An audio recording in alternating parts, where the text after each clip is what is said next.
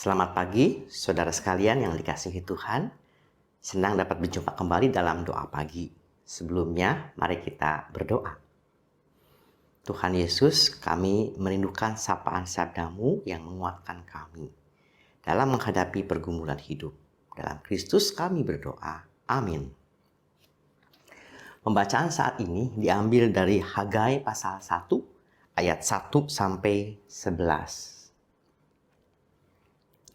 Pada tahun yang kedua zaman Raja Darius, dalam bulan yang ke-6, pada hari pertama bulan itu datanglah firman Tuhan dengan perantaraan Nabi Hagai pada Zerubabel bin Sealtiel, Bupati Yehuda, dan kepada Yosua bin Yozadak, Imam Besar, bunyinya. Beginilah firman Tuhan semesta alam. Bangsa ini berkata, sekarang belum tiba waktunya untuk membangun kembali rumah Tuhan. Maka datanglah firman Tuhan dengan perantaraan Nabi Hagai, bunyinya. Apakah sudah tiba waktunya bagi kamu untuk mendiami rumah-rumahmu yang dipapani dengan baik, sedang rumah ini tetap menjadi reruntuhan? Oleh sebab itu, beginilah firman Tuhan semesta alam. Perhatikanlah keadaanmu. Kamu menabur banyak, tapi membawa pulang hasil sedikit. Kamu makan, tetapi tidak sampai kenyang.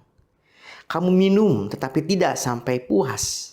Kamu berpakaian, tapi badanmu tidak sampai panas. Dan orang yang bekerja untuk upah, ia bekerja untuk upah yang ditaruh dalam pundi-pundi yang berlubang. Beginilah firman Tuhan semesta alam. Perhatikanlah keadaanmu. Jadi naiklah ke gunung, bawalah kayu, dan bangunlah rumah itu. Maka aku akan berkenan kepadanya dan akan menyatakan kemuliaanku di situ. Firman Tuhan.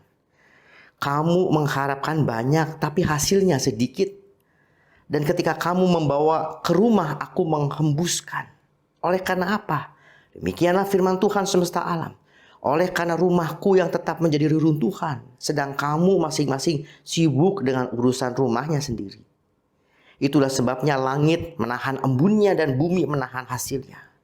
Dan aku memanggil kekeringan datang ke atas negeri, ke atas gunung-gunung, ke atas gandum, ke atas anggur, ke atas minyak, ke atas segala yang dihasilkan tanah, ke atas manusia dan hewan, dan ke atas segala hasil usaha. Tema di dalam doa pagi hari ini, kita mau belajar tentang firman Tuhan dengan sebuah tema memperhatikan bait Allah. Suatu kali ada sebuah ilustrasi tentang kontes angin menjatuhkan monyet. Ada 3 angin, ya, angin timur, angin barat, dan angin sepoi-sepoi. Mereka bertiga kontes. Siapa di antara mereka yang paling hebat yang bisa menjatuhkan monyet yang bertengger di atas pohon. Angin barat yang dikenal dengan angin puting beliung mencoba. Aku mau coba menjatuhkan monyet. Dihembuskanlah angin puting beliung berputar-putar.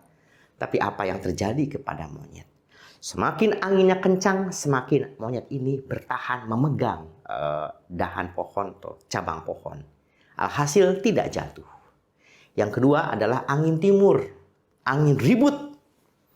Saya coba akan menjatuhkan monyet yang bertengger di atas pohon. Semakin anginnya ribut kencang, monyet semakin kencang memegang batang pohon. Tidak jatuh. Alhasil datanglah angin yang ketiga. Kalian semua gagal menjatuhkan monyet. Aku mau coba. Disebut dengan angin sepoi-sepoi. Aku tunggu setelah monyet itu makan siang. Setelah makan siang, udah mulai ngantuk, aku hembuskan angin sepoi-sepoi. Makin dihembus, makin sepoi, dan akhirnya monyet itu jatuh.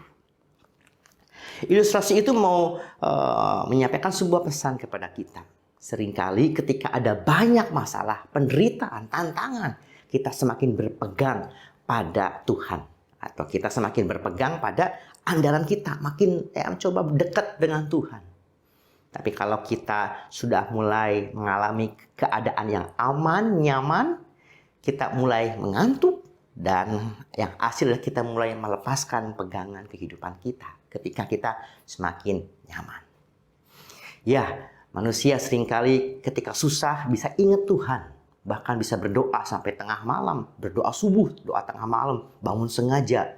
Karena supaya mendekat kepada Tuhan. Tapi ketika manusia semuanya sudah aman, nyaman, tentram, disitulah titik rawan manusia bisa melupakan Tuhan. Pada kesempatan saat ini kita melihat dari Nabi Hagai yang memberikan sebuah teguran kepada orang Israel, atau tepatnya suku Yehuda yang baru pulang dari pembuangan di Babel. Dari mereka suku Yehuda sudah pulang dari pembuangan, baru ditolong Tuhan, dikembalikan ke tanah airnya. Baru mereka mengalami pertolongan Tuhan. Tetapi apa yang terjadi? Ketika itu kemudian mereka mulai melupakan Tuhan. Kenapa? Karena mereka masih asik dengan urusannya sendiri. Di sini di ayat yang ke-11 ya. Di ayat yang ke-9 bagian tengah, oleh karena rumahku tetap menjadi reruntuhan sedangkan kamu masing-masing sibuk dengan urusan rumahnya sendiri. Betul, mereka sudah kembali ke tanah air dan mereka mulai memfokuskan dirinya pada pembenahan ekonomi, pembenahan rumah tangga, pembenahan kebutuhan rumah dan pekerjaan dan segala macamnya. Ketika mereka asik di dalam urusannya sendiri, mereka melupakan siapa yang sudah menolong mereka, siapa yang berkarya besar dalam kehidupan mereka, Tuhan.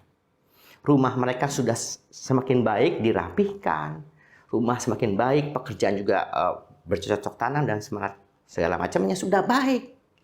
Tapi kemudian sampaikanlah firman dari Tuhan melalui Nabi Hagai. Ya. Di sini dikatakan, ayo perhatikanlah keadaanmu. Tuhan istilahnya di sini ya dengan metode bertanya ya kepada orang Yehuda. Di situ kan, pernahkah kamu mengalami sebuah keadaan menabur banyak, hasilnya sedikit, makan nggak sampai kenyang, minum nggak sampai puas, gitu. Kenapa? Ya, kenapa? Dan orang yang bekerja untuk upah, ya bekerja untuk upah yang ditaruh dalam pundi-pundi yang berlubang. Ada saatnya orang Yehuda, pernah nggak kamu mengalami sebuah keadaan kamu berjerih payah tapi tidak bisa menikmati hasil, seperti orang mengumpulkan dalam pundi yang berlubang. Ya. Nah, Tuhan menyerukan, ya perhatikanlah keadaanmu, naiklah ke gunung dan bawalah kayu, bangunlah rumah itu, rumah Tuhan yang sudah hancur, ya, yang berantakan begitu. Ya, maka di ayat 8, maka aku akan berkenan kepadanya dan akan menyatakan kemuliaanku di situ. Kembali kemudian Tuhan mengingatkan lagi di ayat yang ke-9, mengharapkan banyak, hasilnya sedikit. Ketika membawa ke rumah, aku menghembuskannya. Jadi ada peran bagaimana kemudian juga isi Tuhan menghembuskan apa yang kita kumpulkan. Kemudian oleh karena apa? Oleh karena rumahku menjadi reruntuhan, kamu sibuk dengan urusanmu sendiri. Nah, Tuhan juga mengajak kepada orang Israel lewat Nabi Hagai, ya. Karena kamu sibuk memperhatikan dirimu sendiri dan kamu mengabaikan apa yang menjadi kebutuhan terhadap rumah Tuhan. Nah, di sini betapa sangat terhubung ya. Bagaimana juga apa yang kita kumpulkan, apa yang kita miliki. Ketika kita hanya memikirkan diri sendiri dan lupa memperhatikan rumah Tuhan, Tuhan bisa menghembuskan apa yang kita kumpulkan, menghembuskan jerih payah kita. Nah, di sini pun juga di sini dikatakan ya, tapi kalau misalkan kita memperhatikan rumah Tuhan, maka juga berkat kemuliaan juga hadir dalam kehidupan kita dan juga Tuhanlah yang memberkati kehidupan bangsa Yehuda. Ya.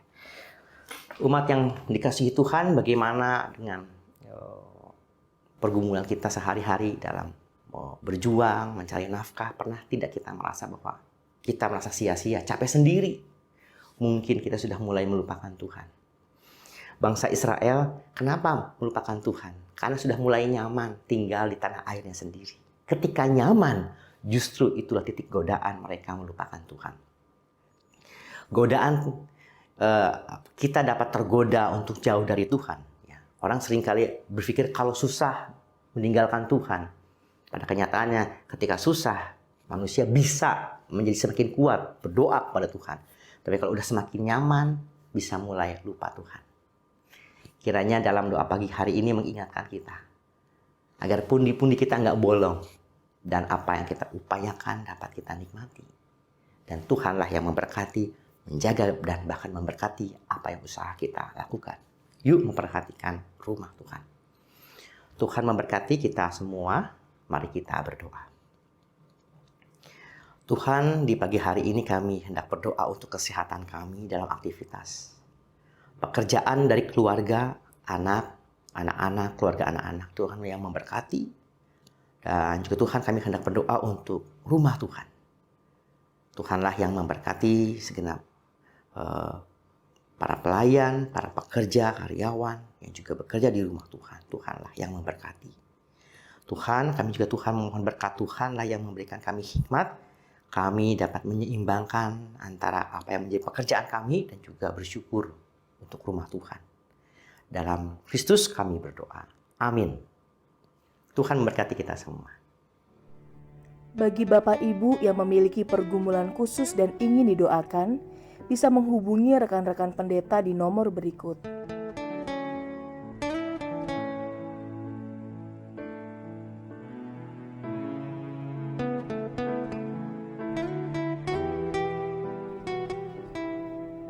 Tuhan Yesus memberkati.